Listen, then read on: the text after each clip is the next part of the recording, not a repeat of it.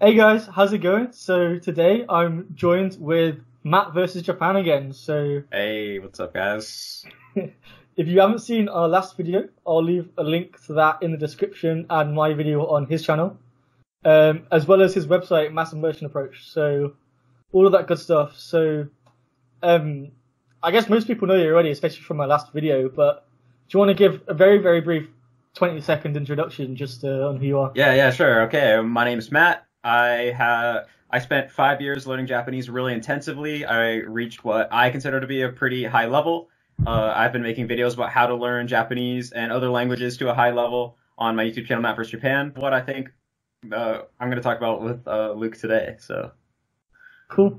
Yeah, and that's it. So I've just at the time of this video airing, the week before, I would have released my video announcing I'm going to be learning Mandarin Chinese. So I've got 4 months between starting Mandarin Chinese and when I go to Taipei, to Taiwan, to study for another 9 months there.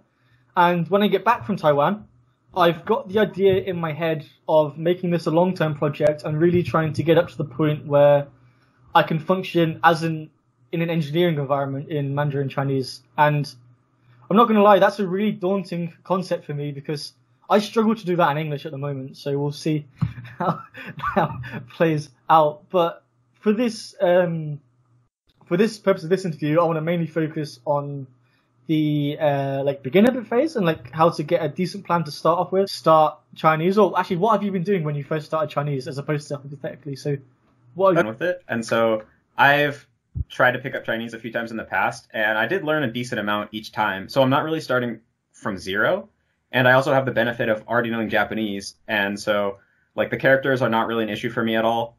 I actually spent time, so I remember that pretty well still. Yeah, there you go. Yeah, they work, dude. They work. Practice. I'm not really worried about the theory. So I still didn't even really brush up on exactly how pinyin works or the pronunciation. I kind of just jumped in and started immersing. And actually, what I did you started look at the doing was tone? drama with Japanese subtitles on Netflix called Meteor Garden. And one both during the normal dialogue and during the audio description track. And I found that I was able to pick some stuff up. Like I remember words like bikai, which is just like to leave and walk away. It's like you'd see the guy and there's other things where it's just like there'll be a word in the Japanese subtitles and they'll say a word that sounds really similar to it, and I just draw the connection like, oh shit, that's probably like literally the same word with Chinese pronunciation. Like there's some crazy similarities. Like some of the craziest ones were like in Chinese, it's like the same characters, or like juyo, which means important, and like 重要, whatever, means like important. In Cantonese, it's 重要. Japanese. But so anyway, so that's what I'm hoping for, the same cheat. So 9+1 order, although you can tell it wasn't sorted by human, it was sorted by some kind of algorithm because there's like interval modifier really high. Yeah, and so I would basically just try to understand the sentence and then look. I was doing like 10 cards a day, but I only had like 30 reviews, and so it was really easy. Nice. And then also, so basically all I was doing was like I spent a few hours like watching those dramas in Chinese, and then maybe I'd watch like one anime episode like dubbed in Chinese, and then I'd also do some passive listening here or there, and then I'd do those 10 cards in the morning. And then I felt like that, I've been feeling that I'm going to have to jump back a few sentences, but when you were talking about grammar, I think it means this, and then it's really, really tangible, as opposed to just being some random abstract concept in the book. And I've found that as well. Yeah, and I mean, I have this desire that I think is probably misguided. I think a lot of people, it's kind of detached from your actual raw ability to comprehend the language and get how it works directly. The concept of immersion for beginners. So a lot of people when they first start is actually, they think, yeah, I'm going to immerse, and then, like 20 minutes in, they're asleep on their desk, or something like that.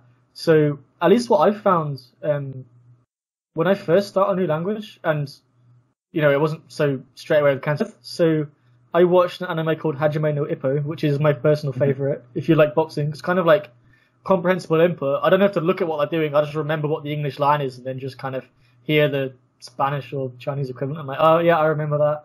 Probably means this. Cool. Its ability, not in that you understand all the words, but you have a gist of what they're probably saying, actually does make a big difference. And I actually thought back to how you told me that when you were learning Cantonese, you spent the first few months just watching with English subtitles, and then you went back and watched those dramas without.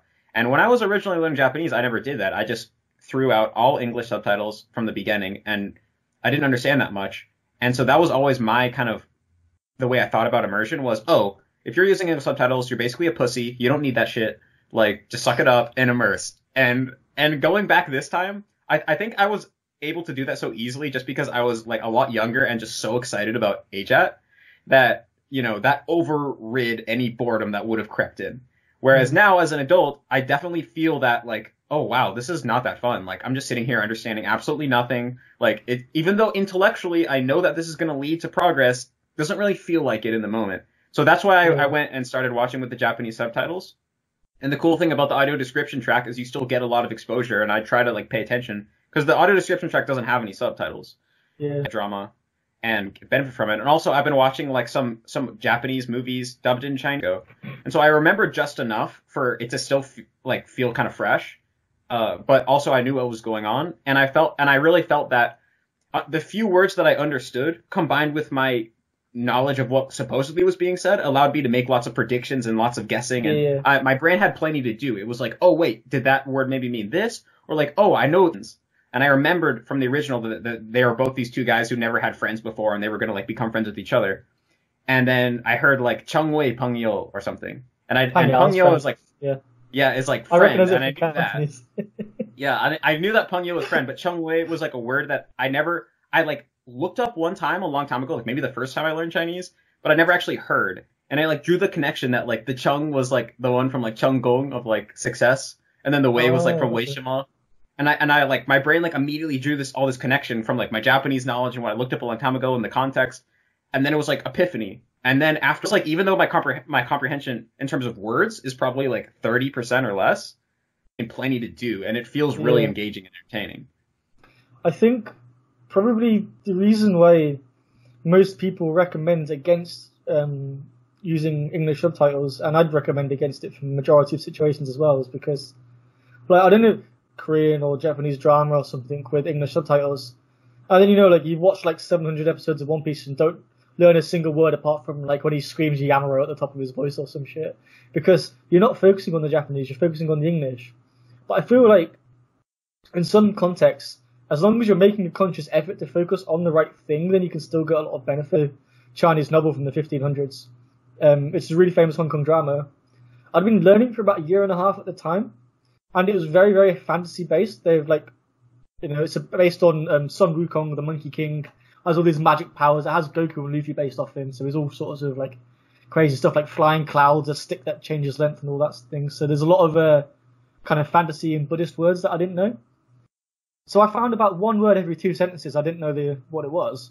So I actually put the English subtitles on, and I was listening to the Cantonese, and when I didn't know a word, I would look down at the English and go, oh, well, that's the only word I don't know what it is, so I compared the two up and go, well, it's probably that. And because I kind of understood the majority of it, apart from one or two words, actually, I think the English subtitles helped quite a lot. Yeah, and so you were only really looking at the English subtitles when you needed it, you're saying? Yeah, exactly. Because, like, I mean, it was more effort for me. It was more effort for me to look down and read the English if I can already listen, because reading is just more effort in general. Yeah. So when I didn't understand something, I'll just glance down and, oh, that's that, cool.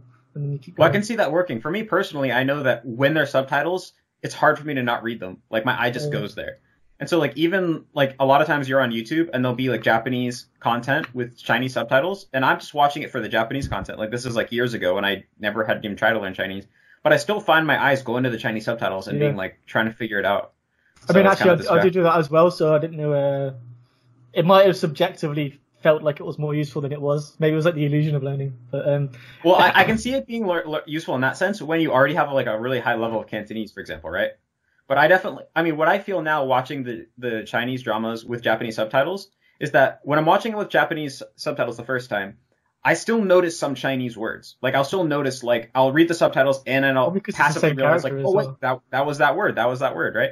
And so part of my brain I know is still listening, but if I go back and then immediately after watch, like, the same line or the same show with no subtitles, I'll notice way more, and I'll realize, like, oh, I wasn't even understanding all that I can understand, because my brain was too occupied reading the Japanese.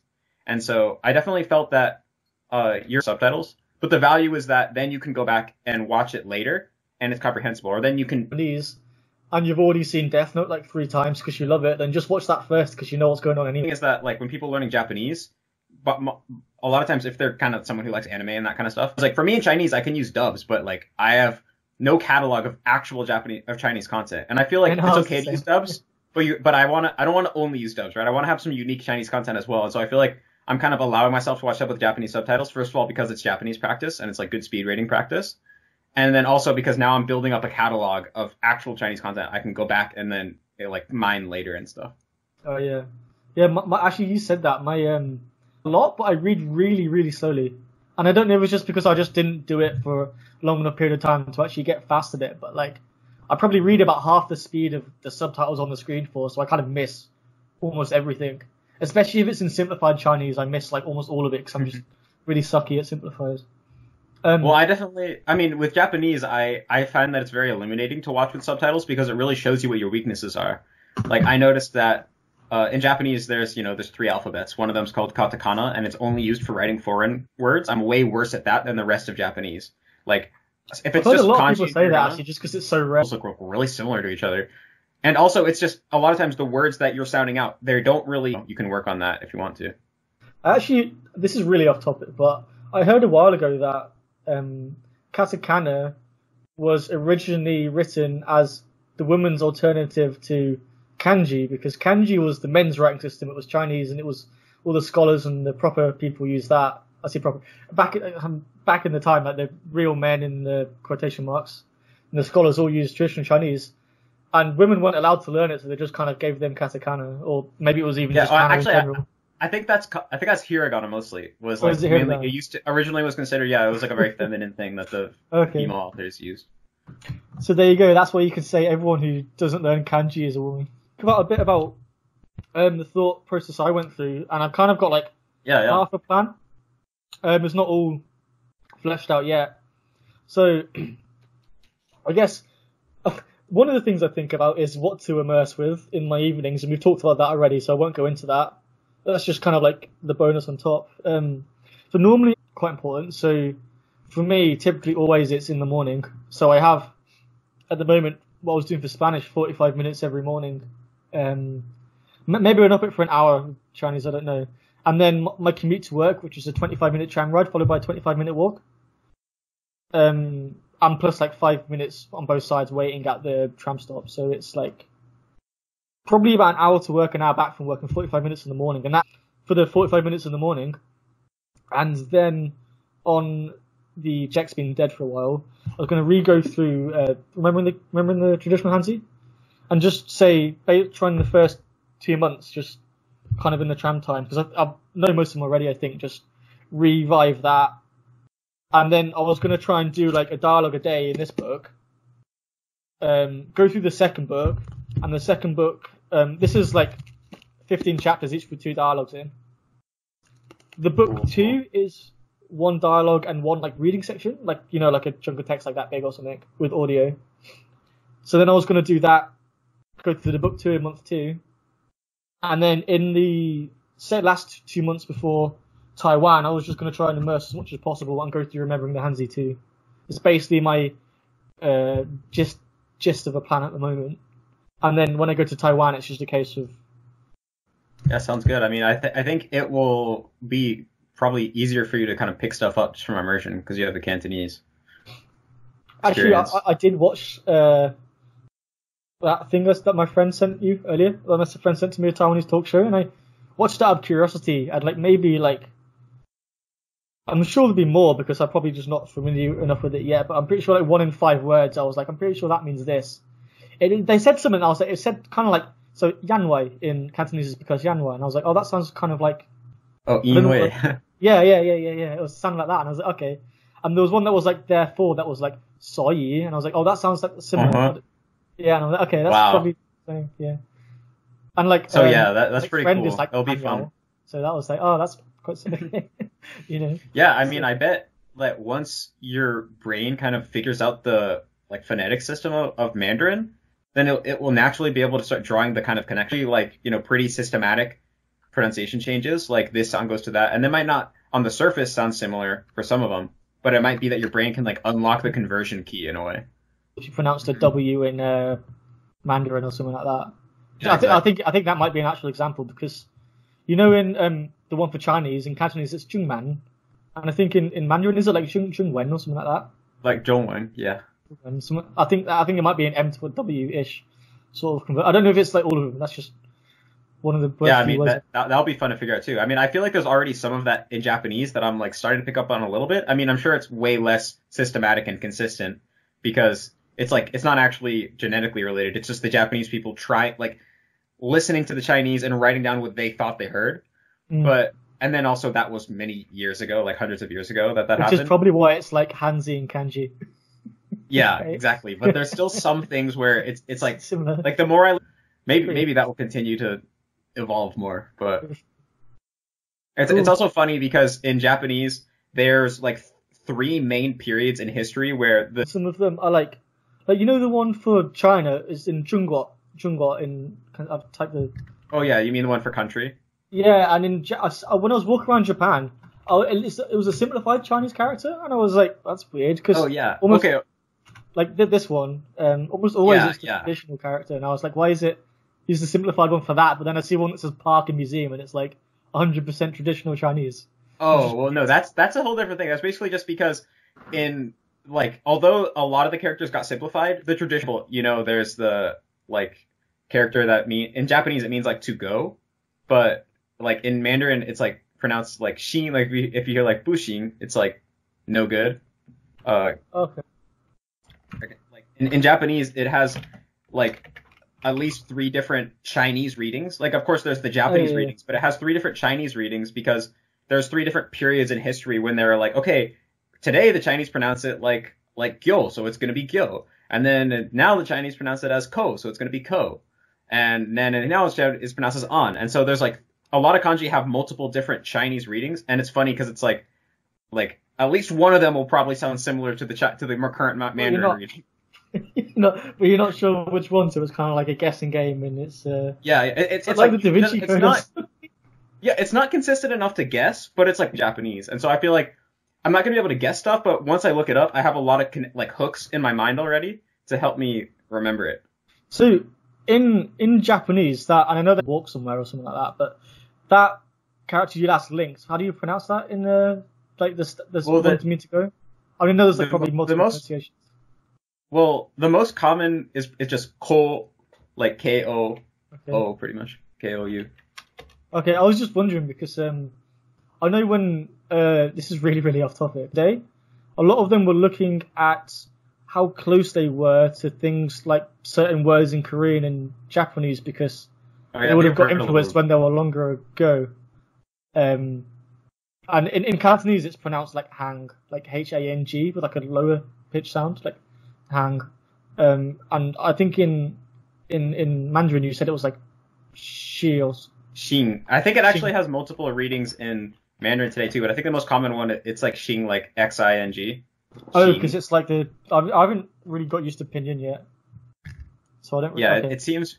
I mean, we can talk about that too. Pinyin sounds like really shitty as like a romanization system. It's so inconsistent. It seems like it wouldn't have been that hard to make a system way more consistent than that. But it's like because there's certain pinyin characters that can mean different sounds in different compounds, like the A letter and like the E letter and like the U letter. It's like they all have multiple possible sounds depending on the exact combination. I've heard people say the older one. I think there was an older one called like Yale or something like that. People said it was like way more accurate, and the pinyin's just like the modern standardized one that's just. I don't know if it was warped by a Chinese. You've got problem both ways, and that's one of them's like really fluent in the other. So here's a fun game. Try and pronounce. So this is one of the Cantonese romanization systems. How do you think you pronounce that? Because I pronounced this wrong for ages. Juping? Yeah, you think like J, don't you? J. But it's like a Y sound, it's Yuping. Yuping. Ah, well, in the International Phonetic Alphabet, J's like make a Y sound, I'm pretty sure. So that makes sense. Oh, is that why? Because there was loads of stuff like that, and like I was seeing like CE in like the pinyin for Cantonese, and it was like kind of like a ch sound, like in Chelsea, the place in London. Like oh, that's interesting. In pinyin, it's like car for chair, but I was pronouncing it for ages like for se, and it just sounds like weird. Well, that's funny. I think in Mandarin, car is also ch. Yeah. Man, this is gonna be a piece of cake. Got like traditional characters in Taiwan. Actually, I think you can tell me. I'm gonna hold this up to the camera. I'm pretty sure the book uses pinyin. Can you see that? Oh, it looks like it has both. Like, Oh, does wait. it? Wait. Well, because like the ones of Hanzi almost. Oh wait, this one? Yeah, that. Oh, okay. Well, I was gonna use pinyin, I guess, because I know most. I think in terms of like, I think most things use pinyin now, and I think in terms of like plugins, like if I was gonna get a online dictionary like the Rikikun of Chinese, whatever that is, or like I was gonna use Pleco. You know the app Pleco. Well, actually, the like browser add-on that's similar to Nikai-chan, there's this add-on called Peta Peta Chinese. I think it's like the most popular one. And that actually has a mode where you can turn on Bopomofo. I did download one. What's it called? The one I use. Let me have a look. Extensions. The one I downloaded is called Zhongwei. It's like a pop-up dictionary add-on. Yeah, like, and actually, this is really cool. So, God, this is really off topic. I'm gonna share my let me turn this on. If I go to Netflix, what's really cool is if you I need to. I can cut all this out. If you activate sub or dub and you have the public dictionary, you can like use the yeah, I don't know how to. It's super laggy. You can type in Meteor. You can go to Meteor Garden. Wait. That's just one that. Oh yeah, I was looking at that show. I was looking at watching that next. I don't know if it's any good, but if I just, yeah, like this is Spanish. You can probably guess what these mean. Like, yeah, traditional super fun. Traditional, whatever. This is super off topic, but the cool thing about these public dictionaries, if you get sub or dub, you can actually just like do that. Cool. Yeah, you can do that with on Chrome or on Firefox. You can do that with the one I have too. But anyway, the thing about actually Taiwanese people actually type with the Bopomofo keyboard on their phone. Oh, really? And also like I have books from Taiwan that actually has the reading. Oh yeah, the like the Kana. Yeah, like just right next to it. I know what the Kana is. Yeah, it's basically just like when you just have Japanese for a while before I changed my mind. Yeah. So like that seems like a really cool resource. Oh, cool! Right? They look like some of the I'd call them primitive components almost. Yeah, exactly. Yeah. They're made out of the like the kanji or hanzi like components, and also. What's that book called? That's quite interesting. Actually, I just got this at Goodwill. I think it was randomly at Goodwill. I think it's on Sherlock Holmes. Yeah, I think I did see one. There was like one of my friends sent me a graded reader. It was like Sherlock Holmes and the something or other Chinese graded reader. I don't know if they really like Sherlock Holmes in Taiwan. Yeah, but maybe they do. But anyway, the reason why I was interested in Bopomofo is like two reasons. First of all, it's much more consistent that use the letter U in pinyin, because there's like the normal U, like bu, like buxing, and then there's a like U. So, when you say U, is that like an O or a U? I'm not familiar with pinyin at all. It's like it's written with a U, but it has two dots over the top of it. Or like an umlaut, like in German.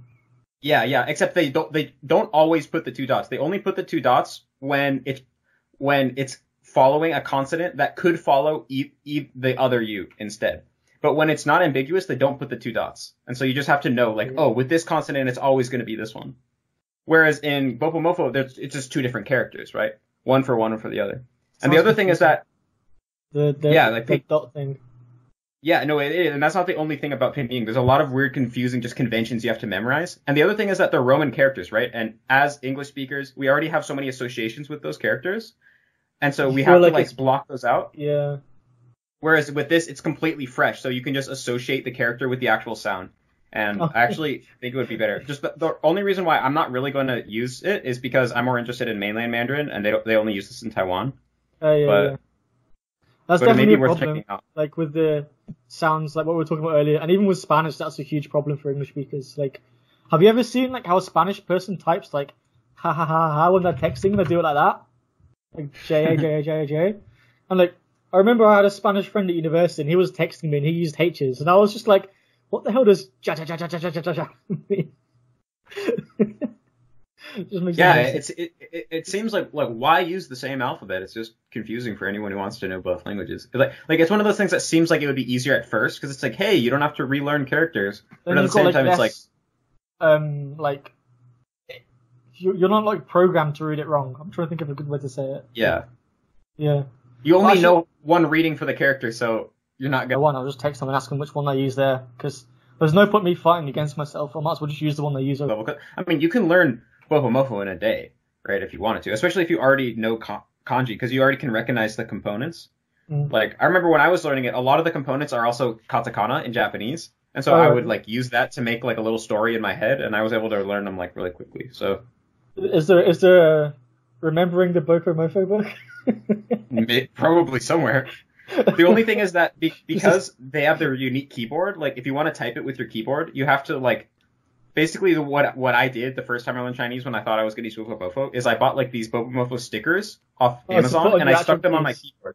Yeah, because it's like completely unique keyboard layout. Like the keys are in the same place, but it's not like with pinyin you actually just type like like NIHAO for ni hao. Whereas that's actually really easy though in the terms of like texting in Chinese if you use because I use Yuping, which is the Cantonese one. Like when I have I have like a WhatsApp group for Cantonese, so like when I was like texting my friends in that, it's so easy to use Yuping. I went through a phase on my phone when I was there, like, I'll just use a handwriting sketch pad on my phone. I'll be sick of writing, and it's just so tedious and long. Like, I think it's actually slower using the sketch pad than it is to write out by hand. Like, it's so bad, but like pinyin is just yeah, it's really just easy. Touch bad. But here, wait, I'll show you what it looks like because it looks pretty cool. The Bopomofo keyboard. I just like how it's like completely unique characters, you know? I guess I like how it's like seems exotic. It's still zooming, it's still focusing. Wait, there you go. They'll actually sometimes just use one of those Bopomofos in like the middle of like a subtitle or something for like just a sound effect or something like that because they're just purely phonetic. You mean like in if you read manga you can see like the hiragana is like the pow and like all that stuff. Yeah, and so that's pretty funny because I know like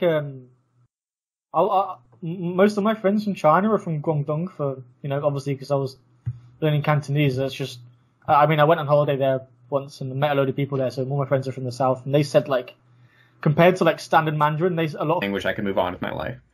And there was like you can spend a lifetime and not have learned everything.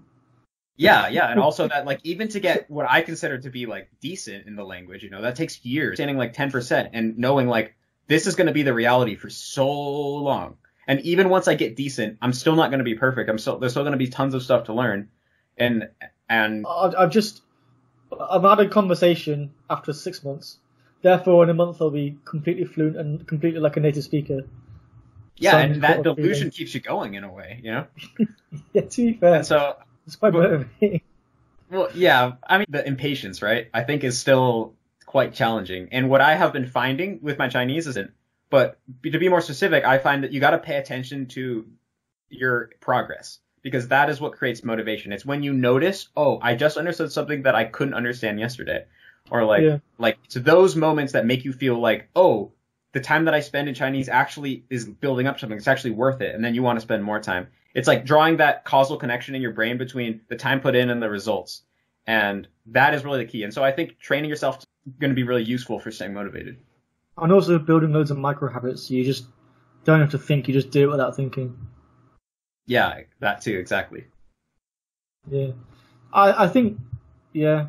In terms of like enjoying the process, at least, I mean, I said it already before, the thing for me, if I'm trying to immerse as a beginner, I like to, so even as a beginner in Cantonese, you can go watch some of the Ip Man films, some of the Ip Man movies, and they're pretty entertaining even if you don't understand a single word in the whole film.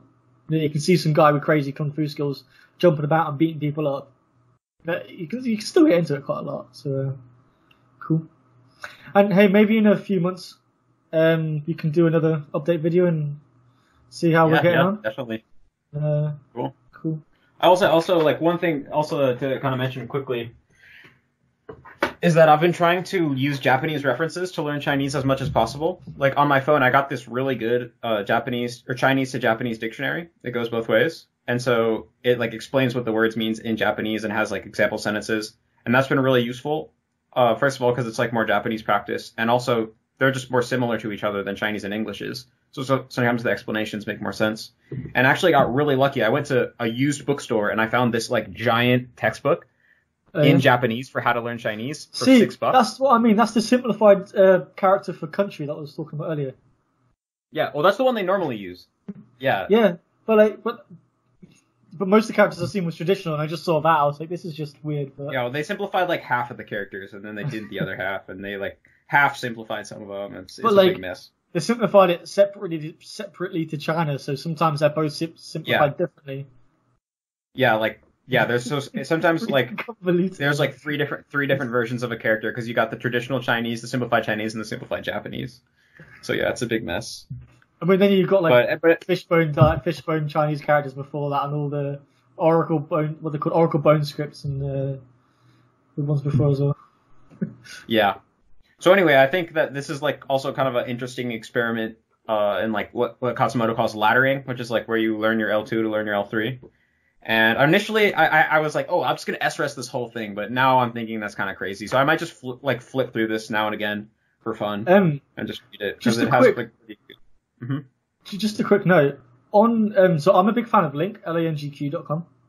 And on there, you can choose the interface language of the website. So at the moment, my website's in Spanish because I was learning Spanish. And you can also choose the dictionary language. So I think all the new words get highlighted in blue, and when you click on it, it looks up what that word is with the dictionary of the language you choose. So if you could read simplified or traditional Chinese and set the dictionary language to Japanese, and you could do it like that, and that's quite cool as well. Yeah, I'm gonna have to check that out. I wonder what the dictionary is though, because there's like not that many good online dictionaries, but I'll have to check it out and see if there's a good one on there. Cool. Yeah. So. Thanks for watching, guys. I'm very, very excited for my time in Taiwan. This is the first time I'm going to be living abroad for a few months, so I think I might be romanticizing how far I'm actually going to get in terms of the whole experience, but I know moving can be very stressful, so I'm hoping that the stress of moving doesn't slow down my progress too much, but I'll just keep you guys posted. Thanks a lot for the video, Matt, so I'll see you guys. Oh, yeah, it was fun as always.